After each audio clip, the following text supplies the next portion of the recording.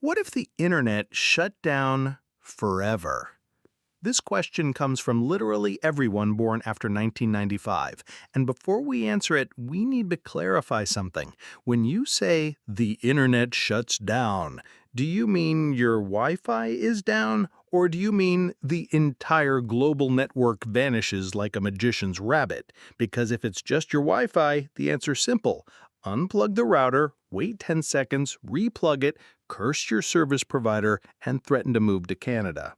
But if you mean the entire internet gone permanently, well, congratulations. You've just started the biggest accidental apocalypse in human history. First, let's watch as the world's collective productivity briefly spikes, like for about an hour. Office workers glance around confused. No emails, no Zoom calls, no Slack pings. For the first time in a decade, Karen from accounting makes eye contact.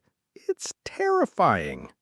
But the serenity doesn't last. By hour 2, people start realizing that the internet isn't coming back. No Instagram, no Spotify, no cloud documents, no YouTube, no memes, no cat videos. Panic starts to set in. Teenagers emerge, blinking into the sunlight. Adults discover they don't know their own bank account numbers. Grandparents, well, they just go back to reading books like they never stopped. Stores that rely on cloud-based point-of-sale systems stop functioning. You want to buy a sandwich? Too bad. The cash register is crying.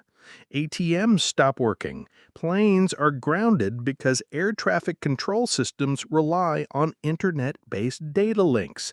Hospitals lose cloud access to patient records. Even your smart fridge just becomes a regular fridge. It still works, but now it can't order more oat milk on your behalf. But wait, surely governments and scientists have backups, right? Yes, sort of. Maybe. But even with backup servers and local databases, most of modern civilization runs on real-time communication. GPS, logistics, banking, even electricity grids. You'd be surprised how many power plants check in online to figure out what they're supposed to be doing.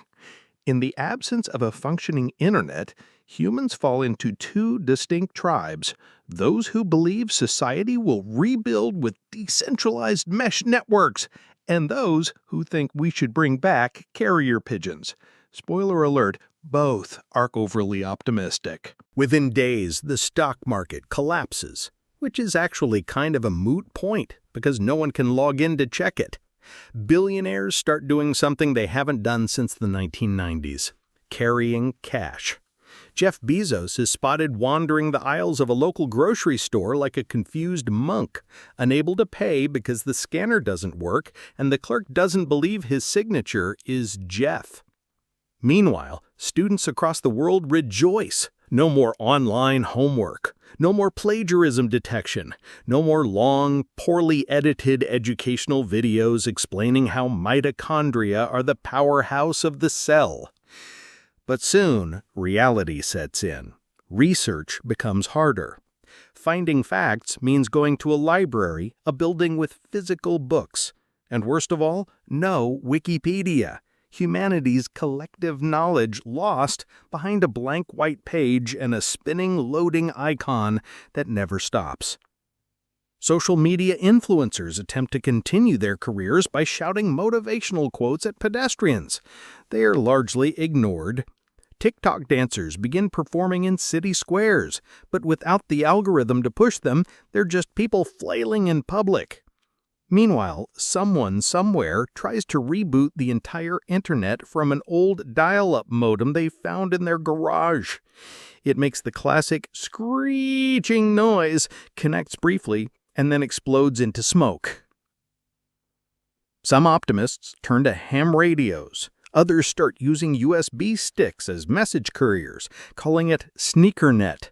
You write a message, put it on a flash drive, and give it to someone wearing sneakers. They run it across town. Data transfer rate? Approximately 1 kilobyte per minute. Reliability? 0. Oddly enough, some things improve. Families eat dinner together again, people look up and notice sunsets, strangers talk to each other in cafes, someone writes a love letter on actual paper. It's all very romantic, until you remember you can't Google how to spell romantic. Over time, the economy stabilizes at a much lower level. People relearn how to use maps, make plans by voice, and read newspapers. But something is lost. The magical ability to summon any fact, video, or recipe at will is gone. Civilization doesn't collapse entirely, but it definitely gets weird. Years later, children will gather around campfires and ask their elders, "Is it true that once upon a time people could watch dogs skateboard whatever they wanted?" And the elders will sigh and nod. Yes, they'll say, and there were even cats playing pianos. We called it YouTube. In conclusion, if the internet shuts down forever, humanity won't die, but our collective soul might suffer a serious buffering error.